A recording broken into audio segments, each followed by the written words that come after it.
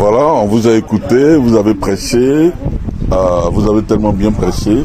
Et quelle est la symbolique aujourd'hui de la Pentecôte selon vous? La symbolique de la Pentecôte. Moi, la Pentecôte, c'est encore une autre rencontre encore avec le Saint-Esprit. Une autre rencontre. Voilà. Parce que déjà, les disciples étaient un peu avec Jésus. On fait le parcours avec Jésus. Mais c'est lorsqu'il n'était pas là qu'il a eu vraiment le Saint-Esprit en eux. Donc, du coup, pour moi, le Saint-Esprit représente quoi? Qu'est-ce que je peux dire encore? Alléluia. C'est le consolateur, c'est celui qui vient remplacer Jésus en fait. Non, il ne le remplace pas. Ah, il ne le remplace pas. Il ne remplace pas Jésus. Jésus est toujours le même hier. Mais cette fois-ci, ce n'est pas en physique, c'est en esprit, nous sommes avec lui. Ah, ok. Voilà. Et vous êtes madame? Je suis la prophétesse Douamo, Daniel Douamo, de l'église de Temple du Rocher, la restauration. Merci de nous avoir entretenus. Amen. Je suis honoré.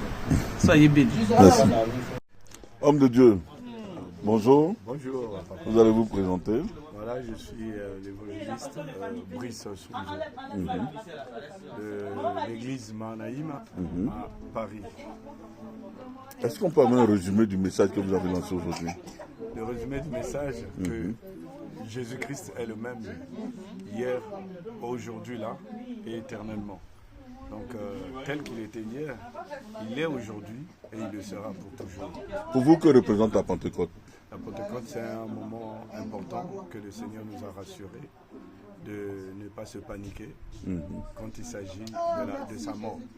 Donc quand il s'agit de nos échecs, que nous n'ayons pas peur. Je parle d'échecs parce que je ne vais pas parler de perdre complètement la guerre, parce qu'on peut perdre une bataille, c'est différent de perdre une guerre.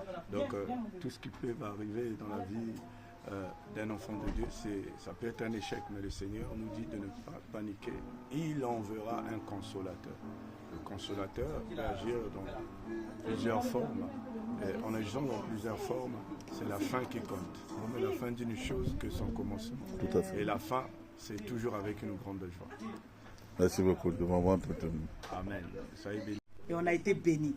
Donc je rends gloire à Dieu. Vraiment que Dieu bénisse encore ses serviteurs, que Dieu bénisse l'assemblée de Tri. Et je rends gloire à l'Éternel de ce qu'il a rajouté encore dans notre vie. Amen. Quelle est la symbolique de la Pentecôte selon vous? La Pentecôte, vraiment, logiquement, ça doit être un débordement pour nous. La Pentecôte, c'était la naissance de l'Église. C'était la venue du Saint-Esprit, l'infusion du Saint-Esprit. Mais depuis longtemps que nous fêtons la Pentecôte, maintenant là, ça doit être le débordement. Le débordement de la puissance de l'Esprit Saint.